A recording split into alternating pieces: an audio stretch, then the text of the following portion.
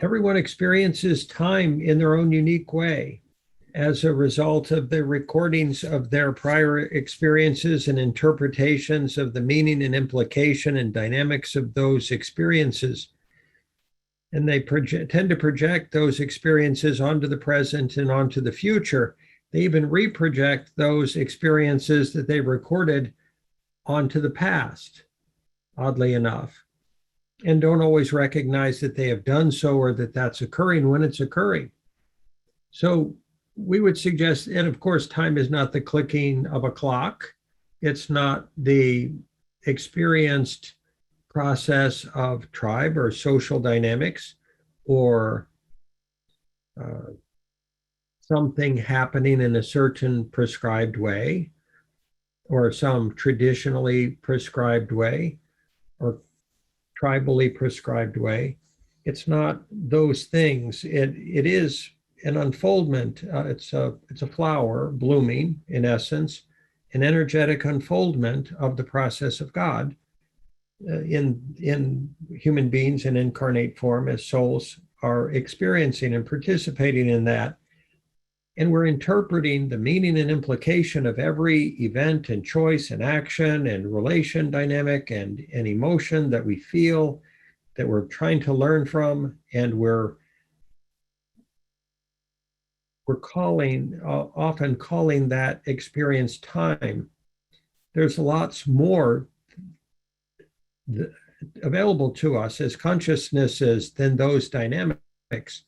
And that said, it's important to focus on those dynamics because we are required to eat if we want to live. We've got to have a house over a roof over our heads and a house to live in, a job, money to purchase food and medicine. Those dynamics seem real. They seem necessary to have orchestrated and to occur in specific sequences and specific orders in specific ways. And we develop attachments to all of that and refer to those attachments as necessary, and our attachments to them recreate those same dynamics in future because we fear doing something different. We fear not having a replicatable result that we appreciated or felt was going to keep us safe or we needed in the past in the future. So these perceptions and attachments to what we might term experienced time dynamics tend to keep the tribe, the inertia and the direction and trajectory of tribe and individual lives moving in certain directions. We don't have to operate that way. We don't have to be limited by those seeming circumscribed dynamics of traditionally experienced and recorded and discussed and agreed upon time. If we don't choose to, we can operate out of phase with those unfolding dynamics and thus be optimally facilitative to those who might, in a way, strangely enough, from a vantage point of consciousness, appear to be trapped within the amberification of their experience of and dynamics of operating within perceived and experienced time.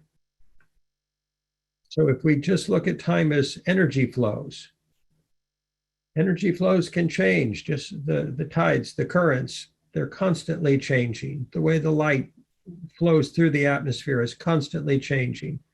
The way consciousnesses interact with other consciousnesses there's an ebb and flow to it. We can move with that flow.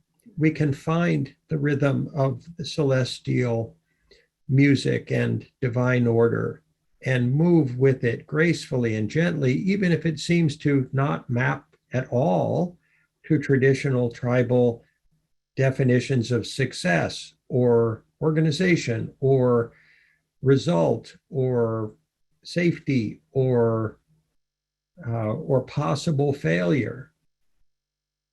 And if we operate in faith with that subtle energy flow, if we operate in harmony with it and kind of are willing to be the piece of floating seaweed on the waves of spirit and just be taken wherever we're taken, the reason will become evident later.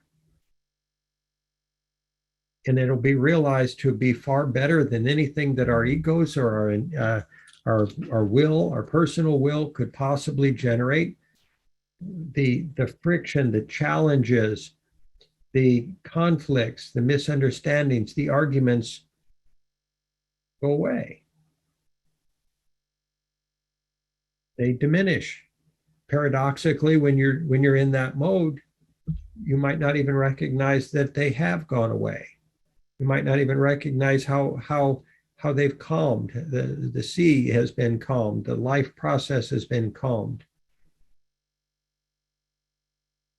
And that said, it's optimal to focus on just allowing the motion of the process of God to move us where it will. That's surrender and opportunity. There is an imagined pressure of time. And paradoxically, that imagined pressure is this inertia or the tumultuous flow of the consensus consciousness in all of its different manifestations, trying to birth a new consciousness for humanity and not necessarily recognizing that the tumultuous pressurization of the consensus consciousness can't get there until it surrenders. The pressurization of time can either be local within our systems. We can have our own definitions of priority, success, attainment, necessity, safety, control, acceptability, and all of those can generate a fear of vulnerability of various types that then don't result in harmonious collaboration.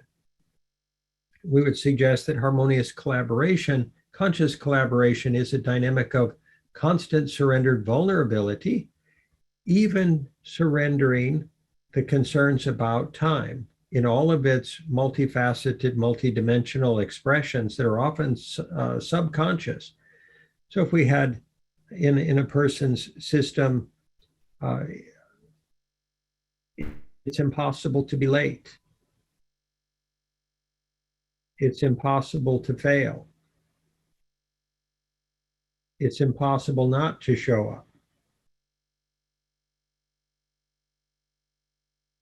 Everything is refinement and success, and simultaneously experience joy and co-creative opportunity and dynamic.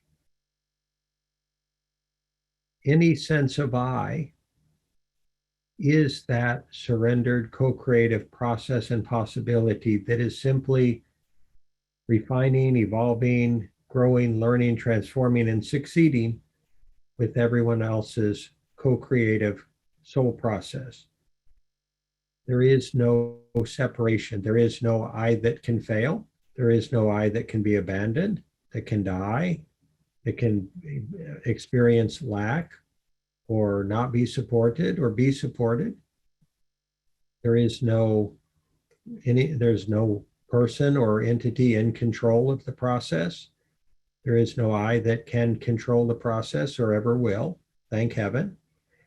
And there is no separation. In the process of time, there is the projected, imagined dynamic of separation of self and other. Definitely. Who is it that thinks there is not enough time? Or not enough time, not enough energy, not enough people, not enough empowerment, not enough control, not enough financial resources, not enough capacity of any kind. We all have all the capacity we need because spirit does. And spirit is neither masculine nor feminine. Spirit is all and beyond all.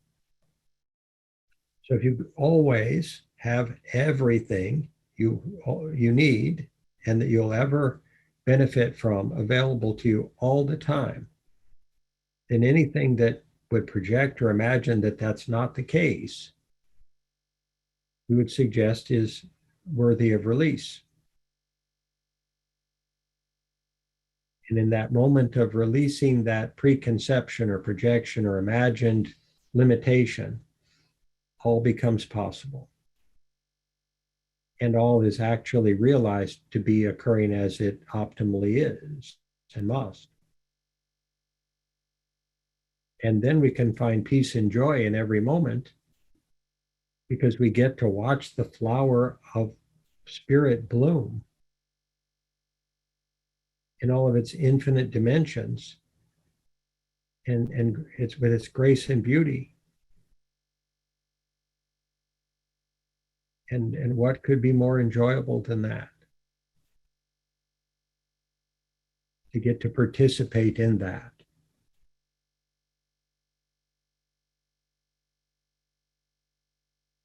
Our ego identity constructs, the recordings, the composite of all the recordings that we call a personality or an ego identity, they can't, in their native state, they can't appreciate the beauty and grace and miracle of the unfolding process of spirit in harmony with the earth.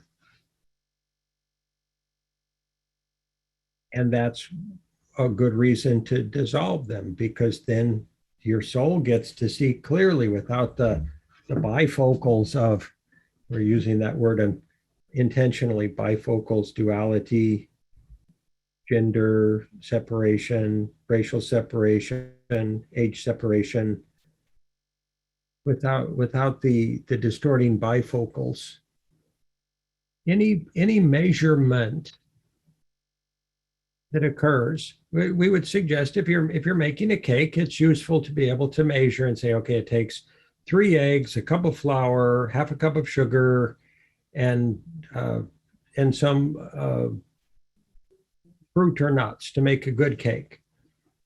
And every recipe is a useful thing to be able to reproduce if its result is something that you enjoy. A lot of times we apply metrics and measurement as defining determinants of success or failure. And they generate a pressurizing dynamic that takes the joy out of the process, that takes the peace out of the process, that takes the harmony out of the process. Organization at its foundation is based upon metrics and measurements in many ways, synchronization of activities, application of resources in certain measures. And if you're co-creating, how vitally important that that we be co-creatively flexible in our process, that we not project the possibility of failure, measured failure,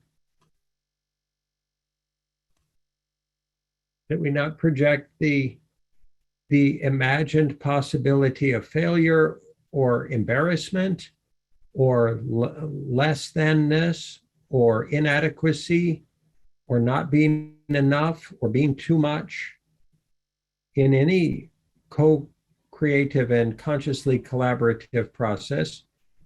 That would just be the ego trying to remain safe from the process of God flowing through you. From you realizing your optimized co-creative contribution. And we would say your optimized, surrendered to spirit, co-creative contribution equals your maximum empowerment as a soul, or as a gender, or as a race, or as a nation.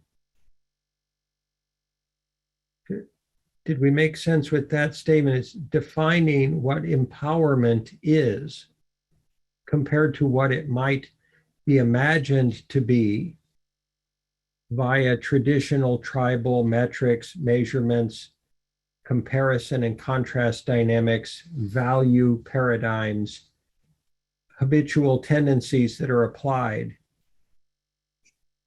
that tend to then create unforeseen conflict, turbulence, challenge, misunderstanding, pain, hurt, wounding, imagined lack, imagined less thanness or not good enoughness.